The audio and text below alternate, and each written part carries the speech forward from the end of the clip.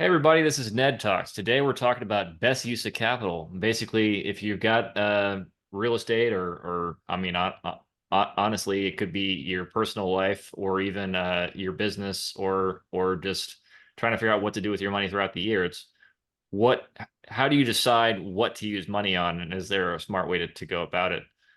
And I think Radion's got some really good examples, potentially on where he's deciding to put more money or less money in the rehab he's currently doing.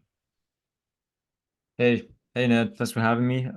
Yes, this is something that I think pretty much daily about because even just yesterday I had to purchase materials for the gut rehab. We're at the time where we're gonna do framing, so I had to decide. Uh, you know, Basically, I made a list of what I was gonna buy. And I even went as far as buying more and buying in bulk so I can save on future rehabs and future properties. This is probably well, I guess this kind of is best use of capital because I know that this might be like too deep in the weeds, but Not at lumber all. is also like very low right now.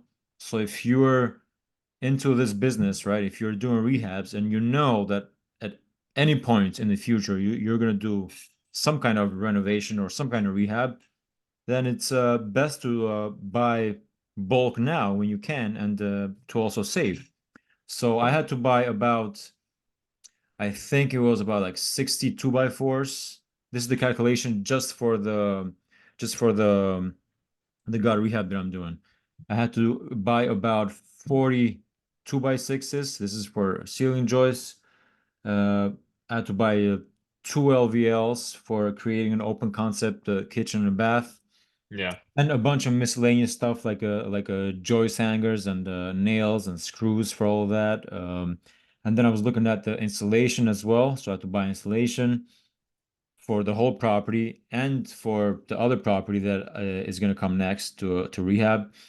So that's kind of a long way of saying that this is how I decide to best use my capital. Well, and each of The those things products that has are a different level you could go to. So you could get the best insulation, or you could get the medium or the low, or the good wood or the scrap wood, or, yeah. I've found that going not the cheapest, but yeah. the one above that, which usually has the most value. Not in all cases, obviously. Like for example, I know that for siding, I think that's the case. So like if you're gonna do a vinyl siding, don't go for the complete cheapest. I think if you go for like the next one up, then that would be like the Yeah. best value proposition there. But yeah, it's it's all products have different levels there. But at my stage where I am now, um, going through this gut rehab that I'm doing, this is the best way I can use my capital now. Even though I'm spending more money if I'm buying in bulk, I will be spending less in 5, 10, 20 years down the line when I'm doing more rehabs and more guts and all the like. Yeah. So, how do you in your head weigh the risk in doing that? So, one of the things I've been thinking about more and more recently, because I do something similar, I'm always like, oh, hey, if I buy this door hinge, it's on sale if I buy five. So I get Mhm. two for free. I really only need two, but now I'll have, for the price of one more, I'll have three extra. Mhm. At a certain point, you end up with all this inventory. It Mhm. does eventually have a cost to store it all. Mhm. And sometimes it's you're sitting there and you're like, I really wish I had more cash and less inventory. Mhm. Yep. There's definitely a balance of how do I get my cost down, but also how do I be wise with Yeah. where I put my cash? Because especially when you're starting in a business like this, it's really hard to come by liquidity and Right. cash. It's a very Mhm. uh, equity rich, low cash business when you're first getting things going. Yep. So I think this all depends on what your goal is, where you want to be in 5, 10 years. and like where do you see yourself? So in my case, I'm all in this business, right? I've decided that I'm going to do real estate. It's going to take 5, 10, 20 years, 30 years. This is going to, I'm going to be like on this, right? There's no question about it. If if a hurricane destroys all three of my current properties, I'm going to restart and I'm going to do it over again. So once you've decided that this is what you want to do, then going for, the where are you gonna spend your money? For example, I had those coated locks that I needed to buy for just I needed just one for the current property that I have. But at the time, I bought like I think it was 10 because I was calculating, okay, I'm doing the gut rehab there, so I'm gonna need at least like three there. Where did you I'm gonna, find 10? 'Cause I think we used the same locks. Everywhere I looked only had 3. oh, it was Home Depot. Really? It was Okay. Home Depot because they had a sale. So this is a quick tip for everyone. You always got to look at Home Depot for those sales. They have these I'll put sales. a link below to the lock that we're using once I figure out how to do that. Yeah, yeah. You can add a link there. And so yeah, I bought 10. Now, did it cost more at the time? Yes, but also, again, going back, you have to decide, right, where you are right now, where you want to be, right? I am at the stage where I have three properties now, and even if I did have the cash to buy more properties, I probably wouldn't because I need to stabilize what I'm I currently have. So the best money that I can spend right now is doing things like this, like buying in bulk and saving for that future property that's going to come down the line. For somebody, for example, like maybe like you, that are is like if you're in the market and you're like ready to pull the trigger to buy your next property, maybe you should keep that cash for that property instead of buying locks here and doors there and windows Yeah. there, right? So this is how I see it anyway. You have to decide, are you all in or are you kind of like, maybe you're not all in, maybe you're kind of like Dion, right? That he wants more cash flow with less properties, which like that's obviously great. And if you want to do that, then maybe buying in bulk maybe is not the right idea. Maybe just the maintenance stuff you can buy, like maybe locks. Okay, that's fine. But building materials probably not because Dion is not doing rehabs. Yeah. So yeah, you have to decide where you are and where you want to be. I think that will dictate your best use of capital. I think you're right, and you were right before you even got into the detail of things. And the reason I say that is because instead of calling it what I do with my money, you said what I do with my capital. And Hmm. so money is obviously something you can use for whatever your expenses are, whether that be going to the movies, dinner, or upgrading a building. Whereas Yeah. capital, if you look at the definition online, is capital on Google is capital is the money used to build, run, and or grow a business.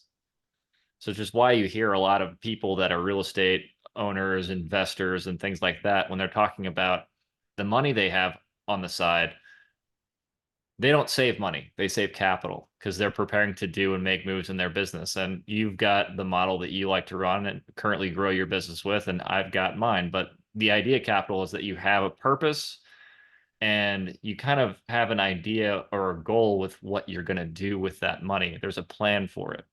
I think that's a really big separating line that a lot of people don't really kind of connect the dots on when they're first getting started. It's just kind of like, hey, I need to pile up cash. And then they have trouble not using that cash for Hmm. a vacation or a car or whatever because they don't view it as capital yet. Yeah. That cash doesn't have a purpose or a goal that it's earmarked for. It's not sitting there in their mental budget of, hey, this is going towards a new window unit because I know that one's about to break, or this is going towards fixing that tub because it's old and needs to be refinished. Yep. Or, there's a And this doesn't mean like going into the reserves, just to be clear, right? The reserves are the reserves, right? This is yeah, yeah, besides the capital reserves. Yep. and the way I tend to Lumberjack Landlord says it Hmm. a lot, and it's also kind of an accounting principle. It's best use of capital. He calls it the buck principle. Buck method, yeah. And that is where can my capital be put best to use right now? And Like, or where can the that capital have the highest return, right? sure, Same sure. thing. Yeah. And sometimes the best return is sitting there in cash, building up to buy the next Savings deal. account. Yep. Sometimes that the best use of capital is to take that cash you were going to buy a deal with. Interest rates changed. You had a line of credit you pulled on to do something. Now it's at 12%. You should probably pay off that line of credit instead of um, letting that sit there and go by it. But at the same time, I'm always sitting here. Look, so if I've got a line of credit right now that is drawn on, and there I owe a little bit on it, and I'm in a position where I could pay off a good portion of it.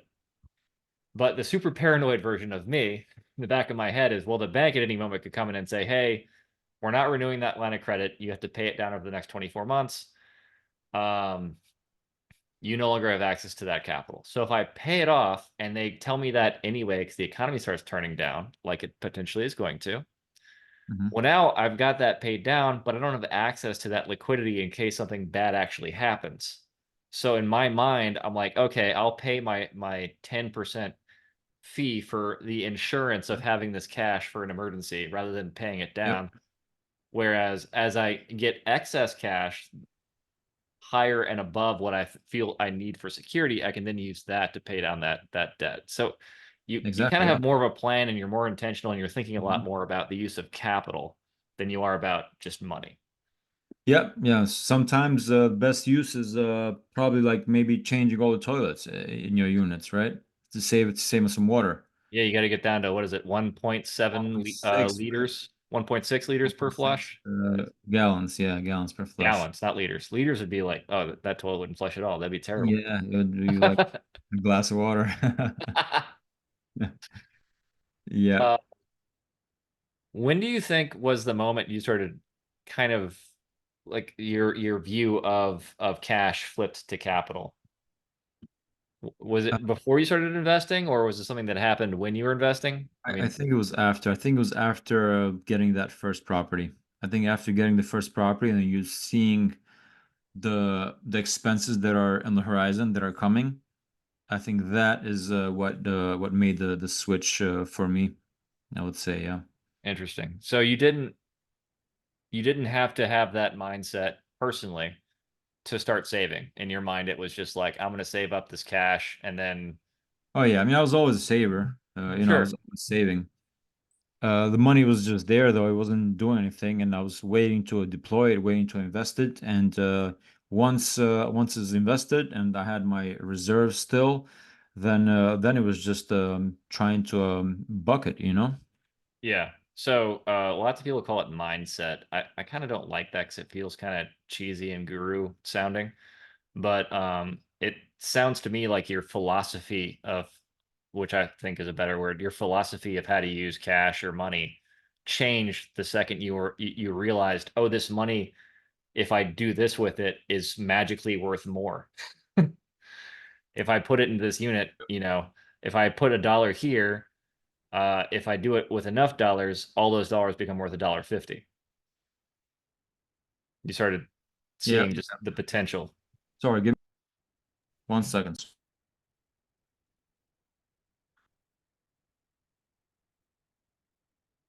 Looks like we lost him for a second. Let's see if he comes back.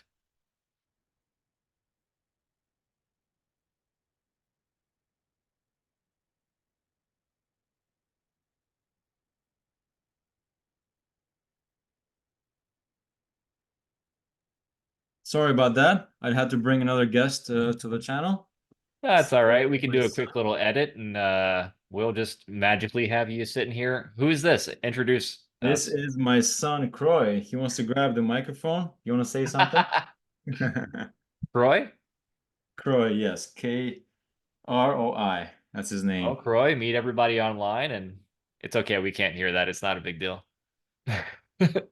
Yeah, I think he wants to be in real estate. I think it's confirmed. Sorry about the wait there. I had to go grab him real quick. No worries. Well, I think that's good enough for the stream today. You want to call it? Yeah, sure. All See you right. guys next time, and I'll be sure to bring Croy more often. All right. Have a good day, man. Yeah.